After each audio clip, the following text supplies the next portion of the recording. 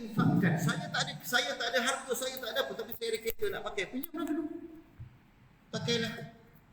Maka itu dinamakan infak fi sabilillah. Maka kesemua perkara yang boleh kita laksanakan untuk menjayakan apa yang kita namakan fi sabilillah, maka kesemua yang kita salurkan semuanya adalah infak di jalan Allah Subhanahu wa taala. Jangan kecilkan, besarkan lagi skop daripada infak ini. Baik tuan-tuan. Kata Allah Subhanahu wa taala, kamathali habbatin ambatat sab'a sanabil. Allah Ta'ala kata, baiklah, aku datangkan perumpamaan. Perumpamaan orang-orang yang menginfakkan hartanya, menginfakkan ideanya, menginfakkan kudrahnya, kekuatannya di jalan Allah, adalah seperti seorang yang Allah Subhanahu wa taala tukarkan dengan setiap peso yang dia sedekahkan, dengan setiap rial yang dia sedekahkan, dengan setiap pound yang dia sedekahkan, yang dengan setiap rupiah yang dia sedekahkan, ringgit yang dia sedekahkan. Allah Taala kata, aku tukarkan semuanya yang kau sedekah kepada satu biji daripada ataupun satu benih daripada tanaman. Dan tanaman ini kata Allah, aku akan tanamnya di dalam syurga, dan setiap daripada satu benih ini akan keluar 7 tangkai. Dan tu setiap satu tangkai akan keluar padanya 700, tak 100 benih. Fi kulli sumbulatin mi'atu habbah, 100 benih. Jadi para hadirin dan hadirat, seolah-olah Allah Ta'ala nak kata, kalau kamu sedekah, kalau kamu infak, kalau kamu hadiah, kalau kamu sedekah, kalau kamu hibah, kesemua yang kamu lakukan itu, aku datangkan dengan 700 kali ganda. La ilaha illallah. Seringgit yang kita infak 700 kali ganda yang Allah Subhanahu wa taala. Allah Taala kata, tidak. Bukan itu sahaja.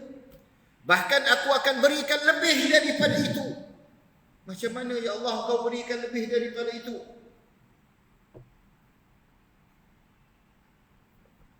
Alladzina yunfikuna fis sarra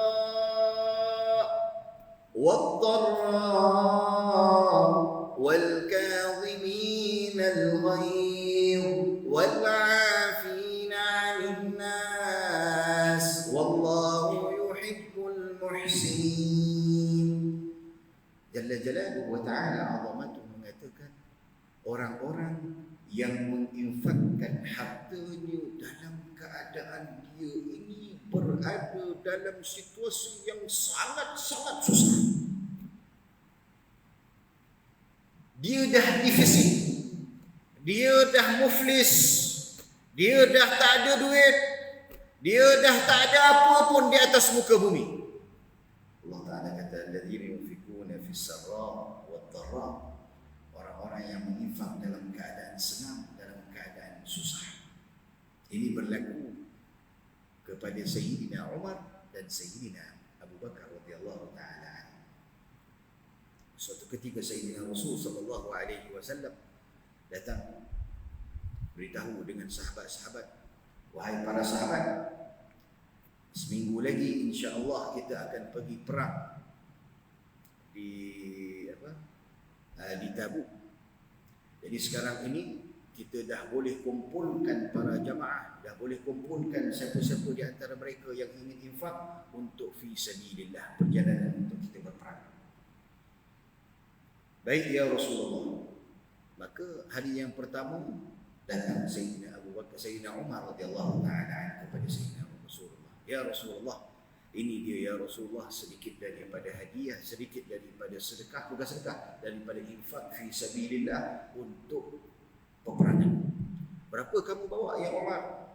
Aku bagi ya Rasulullah separuh daripada hartaku ya Rasulullah. Hai, kalau begitu kamu tinggalkan apa untuk anak-anak dan isteri kamu ya wahai Umar? kata Sayyidina Umar, ya Rasulullah, aku tinggalkan separuh yang baki ya Rasulullah. Dalam keadaan dia sedang berbicara dengan Sayyidina Rasul, datang Sayyidina Abu Bakar. Assalamualaikum ya Rasulullah, ya Umar. Waalaikumsalam warahmatullahi. Ya Sayyidina Rasulullah, ya Rasulullah, ini dia keseluruhan harta. La ilaha illallah. Kata Sayyidina Abu Bakar. Kata Sayyidina Umar, inilah yang aku tak suka sangat. Aku nak datang sini awal-awal, aku nak lawan Abu Bakar. Sekali dia juga datang pada awal waktu untuk lawan kepadanya. Kata Sayyidina Abu Bakar, aku berikan kesemua hartaku untukmu ya Rasulullah. Walaupun sedikit, tapi itulah dia harta yang ada pada dia. Kemudian kata Sayyidina Rasulullah SAW, ya Abu Bakar, kamu tinggalkan apa untuk anak dan isteri? Aku tinggalkan Allah dan Rasul. Kata Sayyidina Abu Bakar, kata Sayyidina Umar, Allah, macam mana lah nak kalahkan Abu Bakar radhiyallahu ta'ala. Jadi berlakulah kisah ini. Tetapi apa yang syahid di sini adalah ketika mana seseorang itu susah dalam kehidupan dia susah, maka dia berikan kesedekah kepada Allah, dia berikan juga infak kepada Allah, maka kata Allah Subhanahu wa taala, wallahu yudha'ifu liman yasha. Dan Allah Subhanahu wa taala menggandakan kepada siapa yang aku inginkan. Wallahu yudha'ifu liman yasha. Jadi orang-orang yang berada dalam ikhlas, Allahu yudha'ifu liman yasha. Orang-orang yang infak dalam keadaan hatinya itu bersih, Allah Ta'ala yudha'ifu liman yasha. Orang-orang yang berinfak dalam keadaan dia itu memang mengharapkan tetapi dia juga infak, maka Allah Ta'ala kata wallahu yudha'ifu liman yasha. Orang-orang yang berada dalam kesusahan yang amat sangat, kemudian dia infak, Allah Ta'ala kata aku gandakan. Gandaan Allah Subhanahu wa taala tuan-tuan tidak seperti gandaan Malaysia, tidak seperti gandaan kita satu kali dua, tidak. Allah Taala gandaannya mungkin 100 kali, mungkin 700 kali, mungkin berkali-kali gandaannya Allah Subhanahu wa taala. Maka itu adalah pilihan Allah Subhanahu wa taala kepada siapa yang dia inginkan. Dalam masa Allah Subhanahu wa taala inginkan, dalam masa orang-orang yang berada dalam kubur ini menginginkan supaya dikembalikan ke atas muka bumi untuk mereka bersedekah, dalam masa yang sama juga syaitan, iblis telah menjanjikan sesuatu kepada kaum muslimin, orang-orang yang berada di atas muka bumi. Apa kata syaitan? Asy-syaitanu ya'idukumul faqra wa ya'murukum bil fahsya'i wal munkar. Syaitan telah menjanjikan kefakiran. Faqra. Syaitan telah menjanjikan kefakiran. Apa maksud syaitan menjanjikan kefakiran?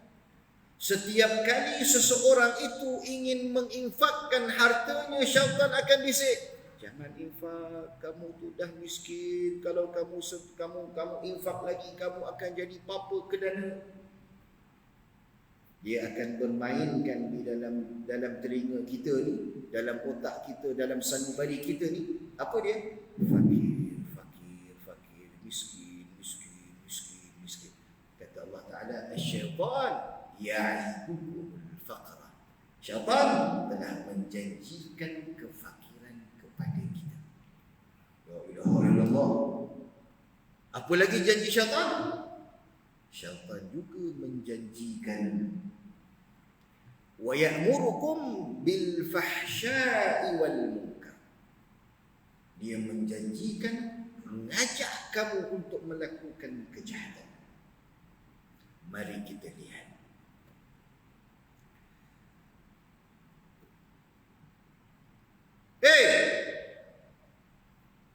Kamu tu semalam saya jumpa kamu dekat masjid sana, hari ni kamu datang lagi dekat masjid ni. Kamu dekat sana kamu minta sedekah, dekat sini kamu minta sedekah. Syaitan dah bisik dah. Dia kata jangan sedekah.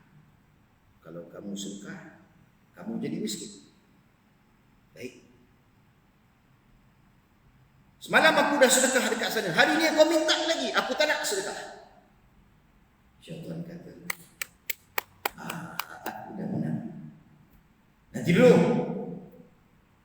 Amurukum bil fahsya'i wal munkar. Kau kecohkan keadaan saya. Kata lelaki tadi yang nak sedekah. Aku rasa lah kau ni scam lah. La ilaha illallah. Aku rasa kau ni scam lah. Pakcik semua jangan sedekah dengan ini. Dahlah dia tak nak sedekah, dia dah ikut syaitan. Datang pula syaitan goda dia, kata buat kemungkaran, maka dia ajak semua orang untuk melakukan kemungkaran kepada si fulan. Akhirnya apa yang terjadi?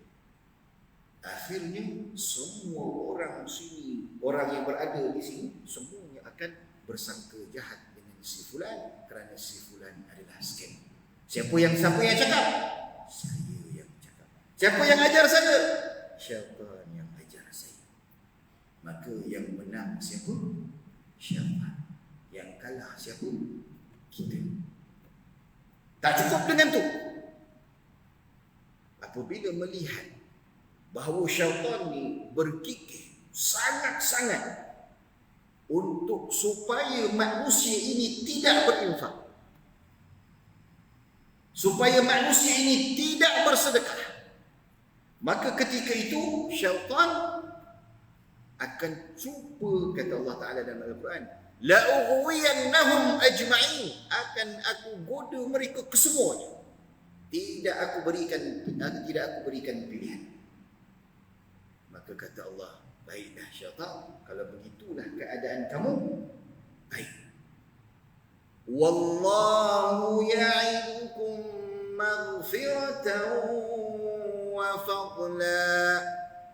Kalau engkau janjikan kefakiran kepada mereka, engkau janjikan untuk mengajak mereka kepada kemungkaran dan fahsya, maka aku, kata Allah, aku janjikan keampunan kepada mereka.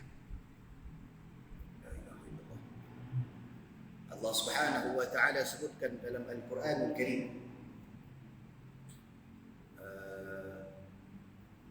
orang-orang الذين ينفقون أموالهم ابتغاء مرضات الله وتثبيتا من أنفسهم كمثل حبة كمثل جنة بربوة أصابها وابل فآتت أكلها ضعفين فإن لم يصبها وابل فطل والله بما تعملون خبير. Kata Allah Subhanahu wa taala bahawa sesungguhnya orang-orang yang menginfakkan hartanya dalam keadaan dia itu ikhlas kepada aku, dia infak dalam keadaan semata-mata kerana nak mengharapkan redha aku, maka kata Allah Ta'ala, aku hapuskan segala dosa-dosa mereka, yukaffiru anhum sayyiatihim, aku hapuskan segala dosa-dosa mereka. Dan Allah Ta'ala kata, wallahu ya'idukum maghfirah, aku janjikan keampunan. Orang yang infak dalam keadaan ikhlas, aku berikan keampunan, dan itu janji aku. Wallahu la yukhliful mi'ad, dan aku tidak pernah memungkiri janji. Baik ya Allah. Lagi kau janjikan apa ya Allah? Janji syaitan, dia janji dua perkara. Dia janjikan kefakiran, dan dia janjikan akan mengajak manusia untuk melakukan kejahatan. Apa janji kau ya Allah? Yang pertama, kau janjikan keampunan. Betul. Yang kedua, kau janjikan apa ya Allah? Aku janjikan kelebihan. Kelebihan. Macam tak kenalah pula ya Allah. Dalam Al-Quran ni biasanya, kalau dia datang lelaki, dia datang perempuan. Dia datang Syams, dia akan datang Qamar. Dia akan datang apa? langit, dia akan datang bumi. Seolah-olah ada keseimbangan. Apabila syaitan mendatangkan kefakiran, kenapa engkau ya Allah tidak datangkan kekayaan? Wallahu ya'idukum maghfiratan wa fadla. Aku menjanjikan keampunan dan kelebihan. Mana kekayaan ya Allah? Aku menjanjikan lebih kaya. Aku menjanjikan lebih kaya. Bukan kaya je. Aku menjanjikan lebih kaya. Aku menjanjikan lebih sihat. Aku menjanjikan lebih takwa. Aku menjanjikan lebih dekat dengan aku. Kepada orang-orang yang menginfakkan harta. Baiklah ya Allah. Apabila Allah Subhanahu wa ta'ala telah melihat bahawa sesungguhnya iblis, syaitan yang ada pada manusia ini sudah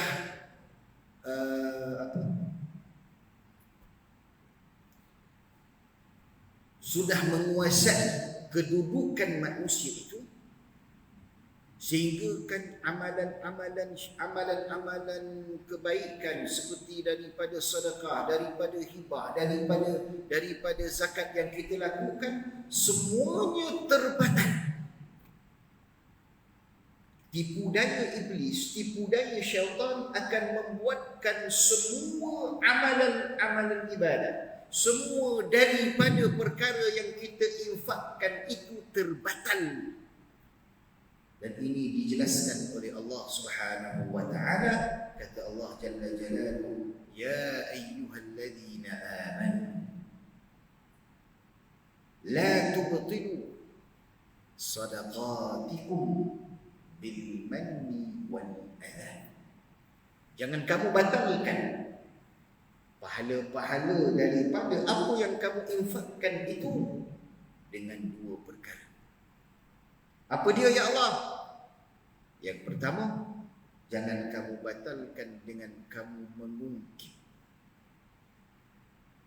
10 tahun aku jaga engkau, 10 tahun aku bela engkau, aku bagi kau makan, aku belikan kau motor, aku belikan kau kereta, aku jaga kau macam anak aku. Ini balasan yang kau padaku, ini yang kau buat padaku. Kata iblis, habis amalan, kosong. Bil manni wal adha, kata Allah Subhanahu wa ta'ala, orang-orang yang menyakiti hati orang yang menginfakkan, orang-orang yang menerima infak. Semalam aku tengok kau, hari ni aku tengok kau. Kau tak tahu malu. Kerjalah. Apabila kita nak memberikan sesuatu, kita menyakiti hati orang yang kita nak memberi, kata Allah Subhanahu wa ta'ala, batal pahala kau. Ya Allah, saya ni, kami ni ya Allah, hamba muzlim yang banyak berdosa padamu ya Allah. Kami nak tanya kepada engkau ya Allah, macam mana engkau batalkan pahala-pahala ni semua ya Allah? Kami tahu kau hidupkan, kau mematikan, tapi kami nak tahu juga macam mana kau batalkan semua pahala-pahala ni. Kami dah buat 10 tahun, kami dah jaga anak angkat, kami dah berikan makanan kepada orang fakir. Tapi takkanlah kami disebabkan hanya satu perkataan kami mengungkit pahala kami semuanya terbatal.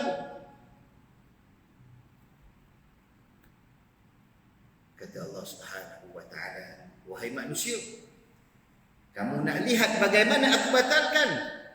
Ya ya Allah. Kalau begitu, aku datangkan perumpamaan. A'udzu billahi minasyaitonir rajim. Kamathali safwanin 'alaihi turabun fa'asabahu wabil fatarakahu salda. Sadaqallahul azim.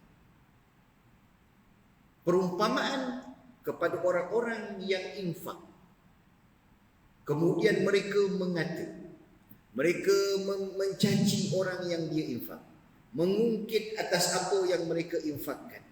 Kemudian mereka orang-orang yang selalu infak dalam keadaan riya, menunjuk-nunjuk kepada manusia. Maka kata Allah, kamathali safwan, seperti perumpamaan batu-batu yang ada di tepi sungai, yang licin, yang cantik, yang biasa kita akan buat perhiasan di rumah dan sebagainya. Batu-batu sungai. Tapi batu-batu sungai ini kata Allah, alaihi turab, di atasnya ada tanah, ada pasir, ada sampah, ada debu, ada semua benda. Alaihi turab. Fa asabahu wabil, turun padanya hujan. Allah Ta'ala turunkan hujan. Dalam Al-Quran, banyak di dalam ayat suci Al-Quran, Allah Ta'ala datangkan kekuatan di dalam turunnya hujan.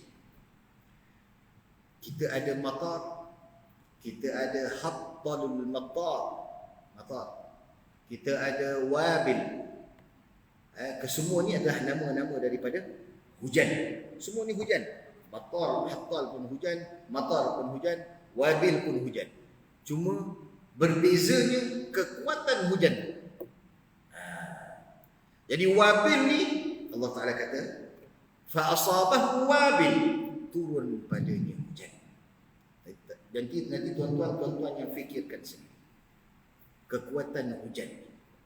Fa asabahu wabil fatarakahu salda, dan aku jadikan batu-batu yang ada di tepi sungai semuanya licin.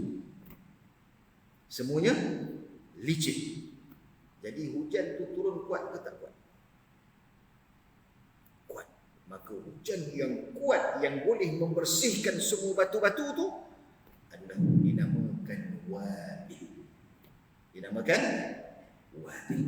Jadi kata Allah Subhanahu wa Ta'ala, macam itulah amalan-amalan sedekah, infak yang kamu lakukan adalah seperti batu, seperti pasir-pasir yang ada di atas batu, tanah-tanah yang ada melekat pada batu, debu-debu yang melekat pada batu, sampah-sampah di sungai yang melekat pada batu. Itulah dia pahala-pahala yang Allah Subhanahu wa Ta'ala siapkan untuk kamu.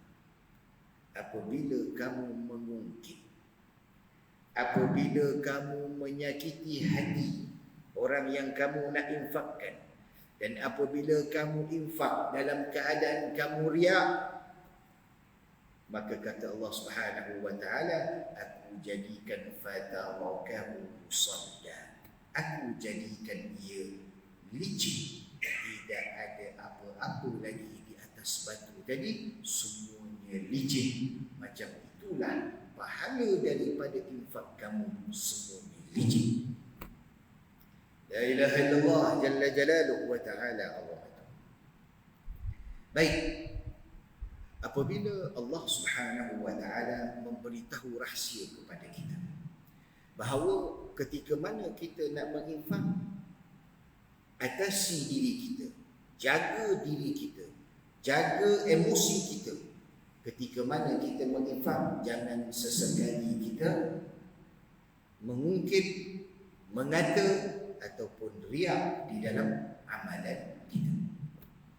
Baik, sekarang ini Allah Subhanahu wa Ta'ala nak menceritakan, wahai manusia, kamu semua dah tahu kenapa orang-orang yang berada di dalam kubur menginginkan sedekah ketika mana mereka bangun, ketika mana mereka dibangkitkan di dalam dibangkitkan hidup di atas muka bumi.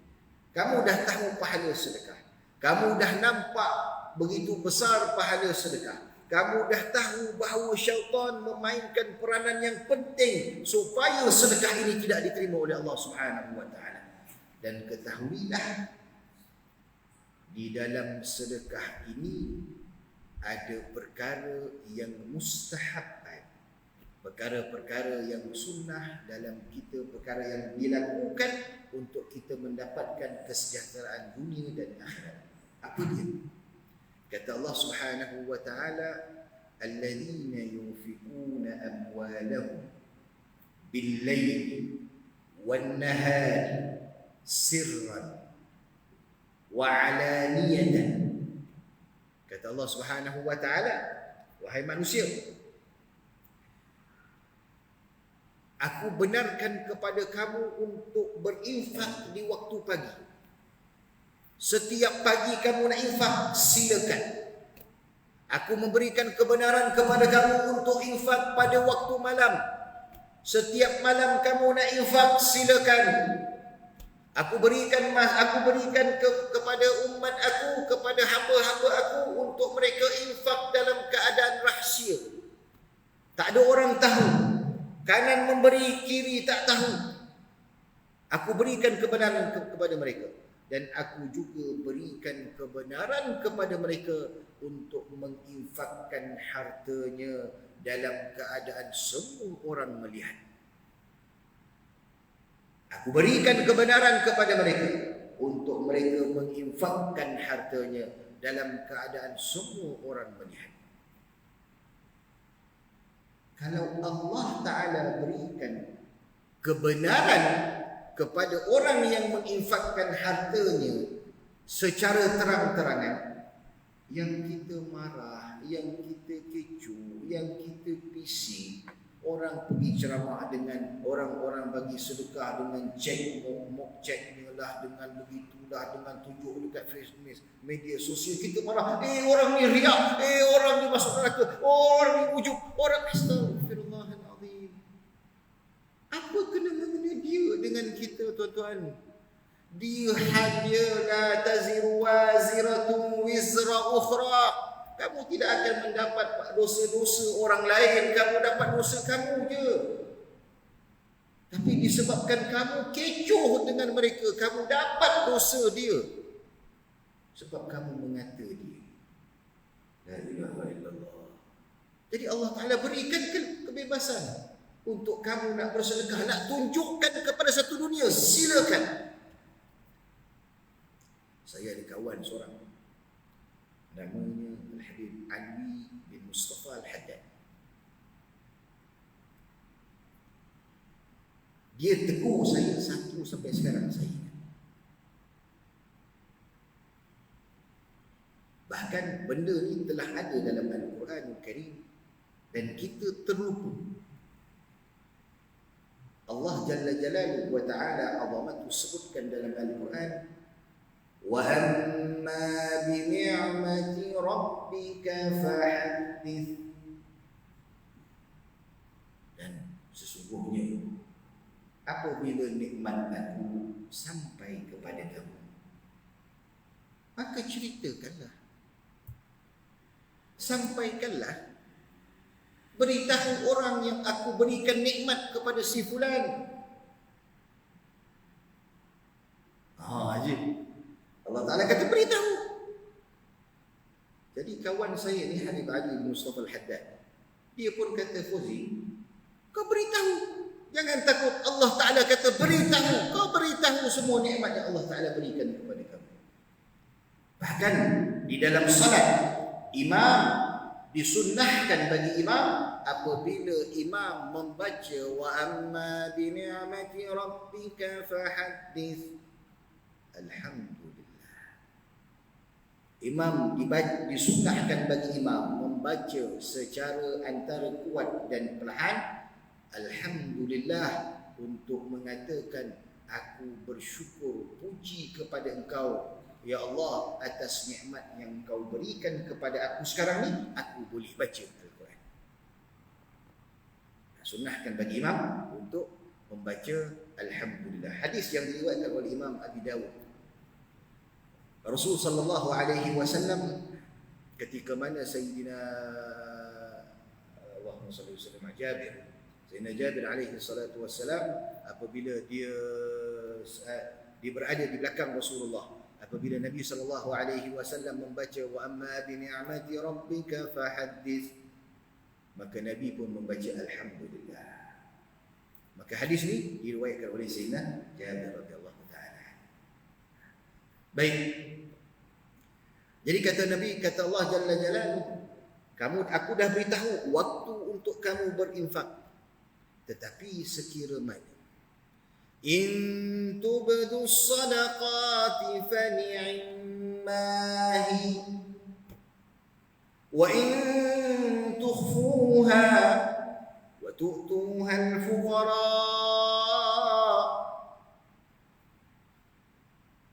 apabila sekira mana kamu menzahirkan apa yang kamu infak, kamu tunjuk, aku berikan rumah, aku berikan kereta, aku berikan duit, aku bagikan ni, aku bagi, kamu infak, tapi kamu menunjukkan itu betul sedekah, kamu menzahirkan sedekah-sedekah kamu, fa ni'mahi, itu merupakan nikmat aku kepada kau.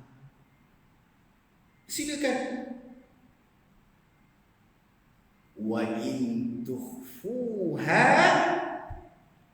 dan sekira mana kamu merahsiakan apa yang engkau berikan kepada manusia, dan kamu berikan kepada orang-orang fakir miskin, kamu berikan kepada fuqara wal masakin, orang-orang yang berhajat, dalam keadaan rahsia, maka kata Allah, aku hapuskan dosa-dosa kamu, kata Allah Subhanahu wa taala. La ilaha illallah jalla jalaluhu wa ta'ala azamatuh. Dari sini tuan-tuan kita dapat satu gambaran bahawa sedekah adalah amalan yang paling disukai oleh ahli kubur. Kerana sedekah pahalanya yudha'ifu liman yasha, digandakan kepada siapa yang diinginkan oleh Allah. Tak cukup dengan tu. Apabila pahala yang begitu besar, syaitan akan cuba untuk sedaya upaya menghalang seseorang daripada bersedekah. Dia menjanjikan kefakiran, dia menjanjikan melakukan fahsya wal munkar. Maka oleh yang demikian, Allah menjanjikan keampunan kepada orang yang menginfak, dan Allah menjanjikan kelebihan, lebih kaya kepada orang yang menginfak, lebih sihat kepada orang yang menginfak, lebih baik kepada orang yang menginfak. Maka apabila kita dah tahu kesemua itu, infaklah di jalan Allah dengan apa yang ada pada kita, kekuatan kita, akal kita, mata wang kita, mulut yang bercakap. Bahkan Allah Ta'ala tegur. Last, tuan-tuan, Allah Ta'ala tegur. Dah azan ke belum? Azan dulu, azan. Kita sambung insyaAllah selepas azan.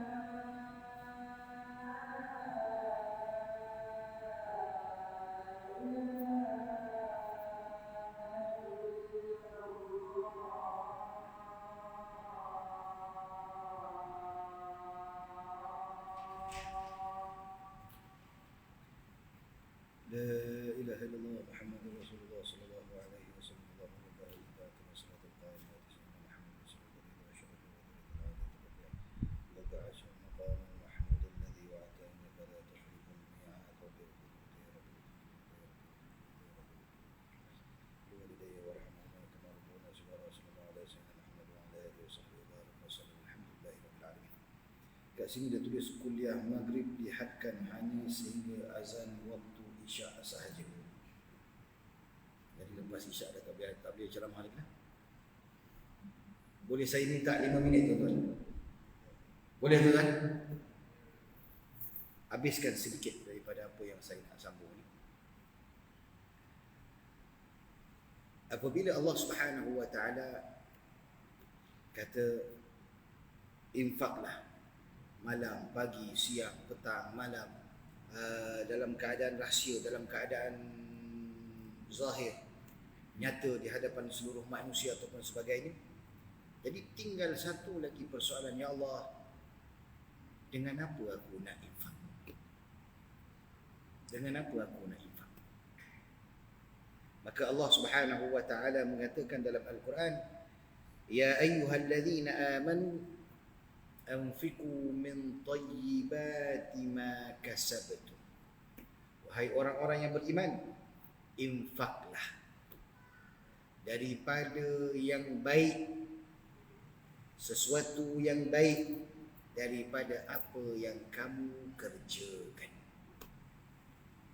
Jadi apabila kita kerja yang baik, kemudian di situ ada lebihan daripada apa yang baik tadi, kita berikan kepada yang orang yang memerlukan, maka itu kata Allah Subhanahu wa taala adalah perkara yang baik. Itu yang pertama. Wa mimma akhrajna lakum minal ard, dan apa yang keluar daripada bumi. Ini bayar zakat kepada orang. Sama ada sekarang ni wa mimma akhrajna lakum minal ard. Para ulama kata kalau dulu orang yang tanam tamar, orang yang tanam Allahumma salli, beras ataupun sebagainya, semua ni kena zakat. Tapi orang tanam cengkih kena zakat tak tuan? Dia punya hasil juta-juta. Dia kata aku tak perlu zakat sebab Allah Ta'ala tak sebut pun dalam zakat dalam Al-Quran. Dalam hadis pun dia tak sebut pun. Dan sendiri apa? Cengkih itu sendiri bukan daripada makanan asasi. Jadi aku untung setiap bulan, aku untung berjuta-juta. Tapi aku tak perlu keluar zakat sebab cengkih bukan makanan asasi. Baik, jadi fatwa yang dikeluarkan mutaakhirah adalah setiap yang baik yang keluar daripada tanah ini dikeluarkan padanya zakat dengan zakat apa yang sepatutnya kepada tanah dan sebagainya. Jadi itulah dia kelebihan ataupun itulah dia sedikit daripada permasalahan akhir zaman, bahawa pada zaman dahulu tidak ada masalah ni. Tapi zaman sekarang timbul masalah ni, maka para ulama antaranya Allah yarham Dr. Yusuf Qardawi menyebutkan di dalam fiqh zakat berkenaan dengan fatwa tersebut, dan mudah-mudahan ianya menjadi manfaat kepada kita. Apa yang baik dalam diri kita, apa yang baik daripada apa yang kita kerjakan, apa yang kita keluarkan daripada bumi, kita infakkan di jalan Allah. Wala tayammamul khabith, dan jangan sesekali kamu itu memberikan sesuatu yang tidak elok. Wala tayammamul khabith minhu tunfiqu, dan jangan kamu itu memberikan sesuatu yang tidak elok. Walastum biakhiri, sedangkan kamu sendiri takkan ambil benda yang tak elok tu. Kalau sekira mana kamu ambillah benda tersebut, nescaya kamu akan ambil dalam keadaan kamu menutup mata kamu. Nah macam itulah. Jadi Allah Ta'ala kata apabila kamu nak memberikan sesuatu, berikanlah yang terbaik. Mudah-mudahan kita semua dikumpulkan bersama dengan umat yang terbaik, Nabi yang terbaik, iaitu Nabi Muhammad sallallahu alaihi wasallam, bersama dengan khairuhum, bersama dengan orang-orang yang mengelilingi Nabi sallallahu alaihi wasallam, dan bersama dengan para sahabat ridwanullahi alaihim ajmain. Amin ya rabbal alamin. Baik tuan-tuan, kita buka soalan sekira mana ada soalan.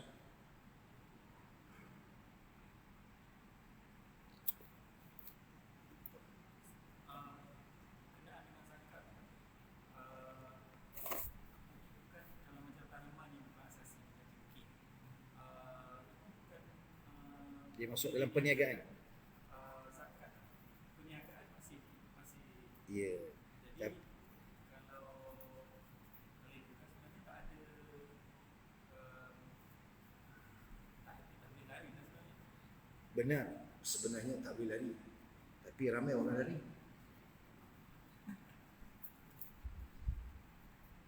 Dia tak nak bayar zakat perniagaan.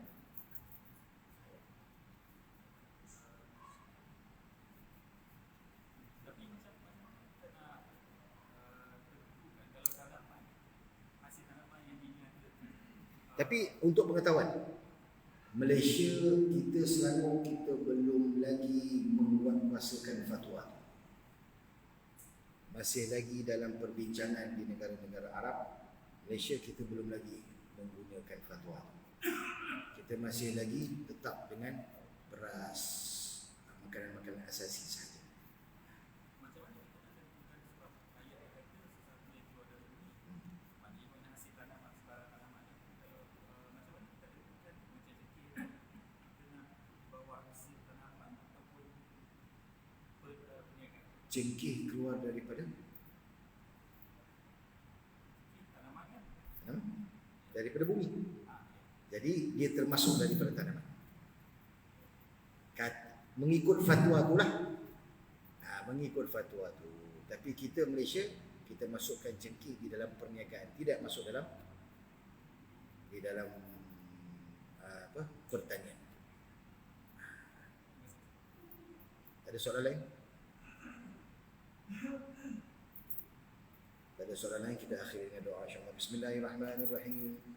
ربنا انفعنا بما علمتنا رب علمنا الذي ينفعنا رب فقهنا وفقه أهلنا وقرابات لنا في ديننا مع أهل الخطر أنثى وذكر رب وفقنا ووفقهم لما ترتضي قولا وفعلا كرما وارزق الكل حلالا دائما وأخل أتقياء علماء نهضى بالخير ونكفى كل شر ربنا واصلح لنا كل الشؤون وأقرا بالرضا منك العيون واقض عنا ربنا كل الديون قبل أن تأتينا رسل المنون واغفر واستر أنت أكرم من ستر وصلاة الله تغشى المصطفى من إلى الحق دعانا والوفاء بكتاب فيه للناس شفاء وعلى الآل كرام الشرفاء وعلى الصحب مصابيه الغرر